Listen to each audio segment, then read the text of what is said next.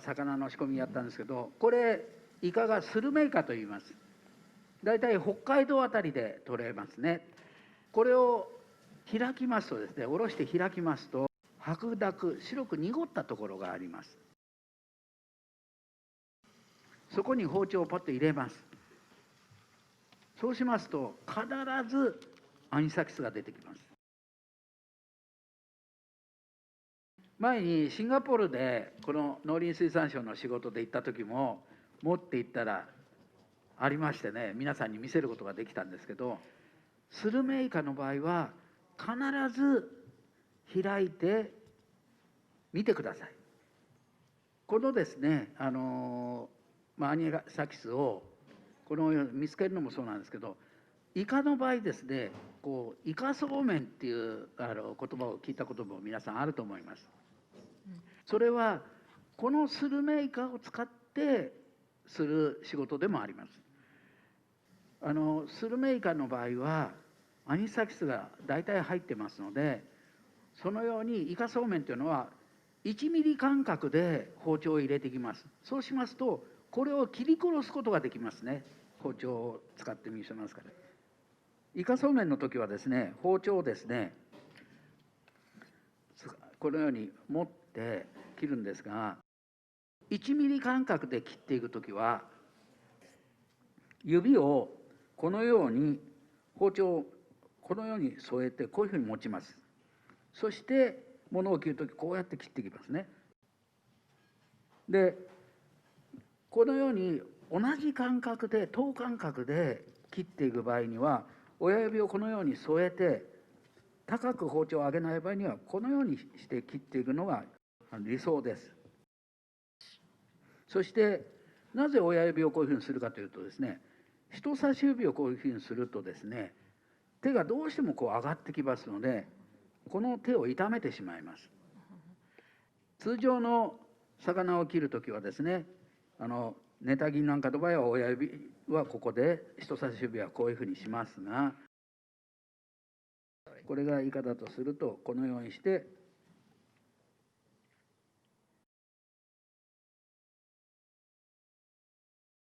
としますと、このようにですね細く切ることができます。ですから包丁の持ち方一つによっても自分の手を痛めない、腱鞘炎になったりしない持ち方がありますので、よくそれをですね理解してください。次、刺身の作り方ですね。刺身はですね、和食の人たちが作る刺身と寿司屋の職人が作る刺身というのは絶対違います。で、寿司シェフが作る刺身というのはですね、このように切った角がこういうふうに立ってる、こういう仕事が寿司シェフはできます。ここに引き作りというのがありますね。引き作りの場合はそのまま包丁を入れて引くから引き作りですね。これが平作り。包丁が斜めになってますね。そしてそのまま包丁を引っ張っていきますと、このような角の残る刺身になります。だから刺身を作った時にこの平作りをする刺身のシェフというのは、この人はお寿司屋さんの職人さんっていうふうに必ずプロフェッショナルの人は見ます。包丁の使い方の最も優れたのが寿司シェフなんですよ。先ほどの引き作り、平作りですね。次に薄作り。薄作りで有名なのはフグだとか、ね、そういうものがありますね。身の硬い白身の魚を基本的に切るときに使いますね。次にそぎ作り。寿司シェフが基本的に寿司を握る寿司を作る時の切り方がそぎ作りです。ですから例えば他の人たちに聞かれた時に、で寿司シェフは同じような切り方してるけど、これはそぎ作りじゃなくてもう薄作りと同じじゃないって言われる場合もあるかもしれません。でも切り方が全然違うんですよ。そぎ作りというのは、そぐというのは円形にこう切っていきますね。そうしますと、この削いだのがそのままスプーンのような形になりますから、それが寿司の上になると握り寿司も大変、要するに形もきれいですから、薄作りで切ったもの、そぎ作りで切ったもの、このように違います。そしてそぎ作りで切った時は、残った魚の方に筋がこのように出てきます。切られた握り寿司の一個一個に切られたこの魚の表面を見てください。筋もなく、空気に触れる面積が極端に少なくなりますので、酸化劣化、味が落ちたりなんかするのが同じ包丁の切った身の部分でもこれだけ違うんですよ。これをしっかりと頭の中に入れながら寿司の魚、寿司ネタを切ってる人はいい切り方ができます。いろいろな切り方でこのようにできます。これは姿作りです。鯛の身を中の身をくり抜いてあります。そしてこのようにそぎ作りでしたり平作りでしたり、こういうふうにできるわけですね。これは1999年にワシントンポストで魚の芸術として紹介された私の刺身です。ですから包丁の使い方一つで魚もこの刺身になり、刺身がアートにもなるわけですね。まずお刺身を作る時ですね、このように薄いものの時はですね、刺身の場合はこれは当然このように引き作り、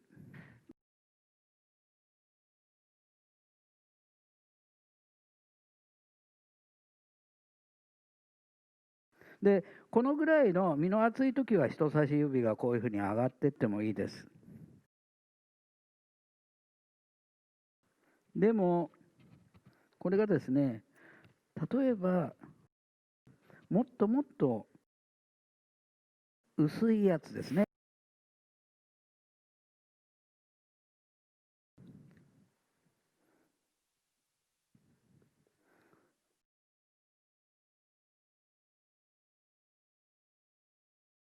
先ほどイカそうめんのお話をしましたが、そういう時はこのようにしてですね、このようにして切りますと細い、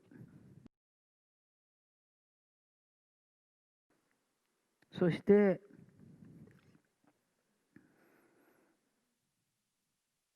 お刺身の時でも、例えば今は引き作りだったんですけど、平作りの時はこういうふうに斜めにして、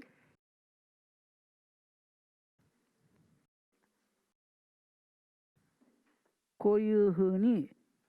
この角を立てていくのが平作りですね。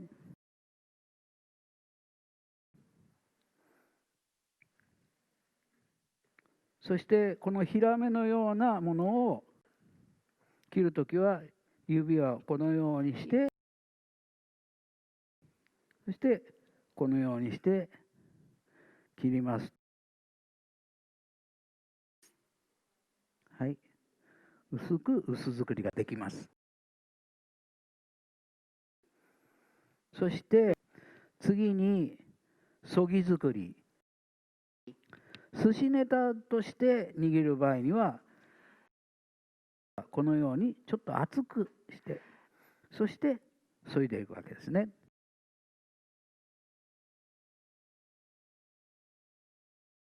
そして例えばこのようなサーモンなんかの場合でも、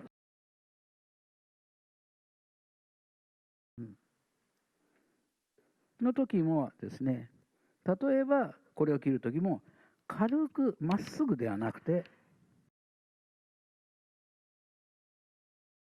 このようにしてカーブをするようにして切りますと、こちらの表面が握り寿司の表になります。ですから握った時でもきれいな形になります。ですからこういうのを例えばお刺身にする時は、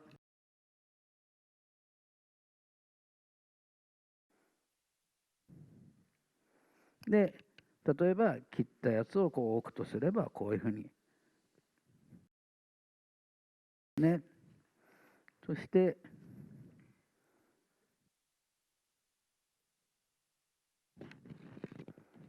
簡単な形ですけれども、このような形でこういろいろな形に持っていくと楽しめるっていう部分があります。それでは次にですね、お刺身使うつま、これはですね、大根をこのようにしてこう剥いていくわけですね。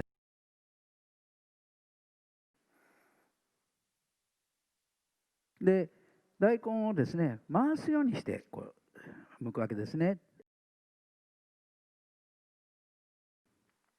このようにしてこう切りましたものを今度はこう薄く打ちますね。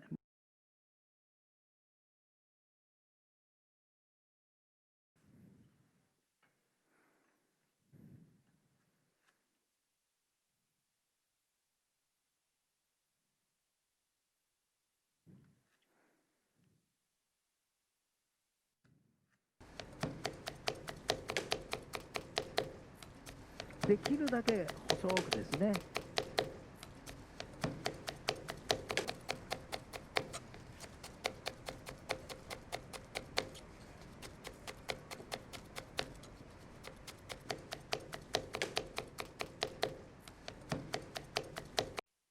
そして水にこれをさらしますとつまができますね。寿司をですね最も輝かしてくれるのはささ切りです。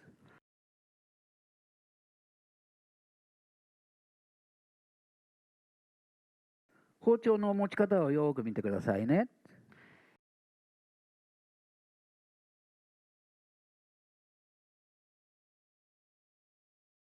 鉛筆を持つような形ですね。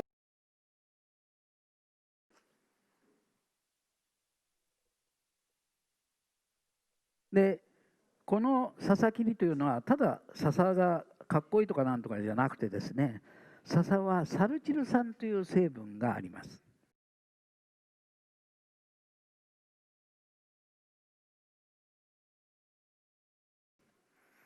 その笹の切った断面からその成分が出て物を腐らせない働きがあります。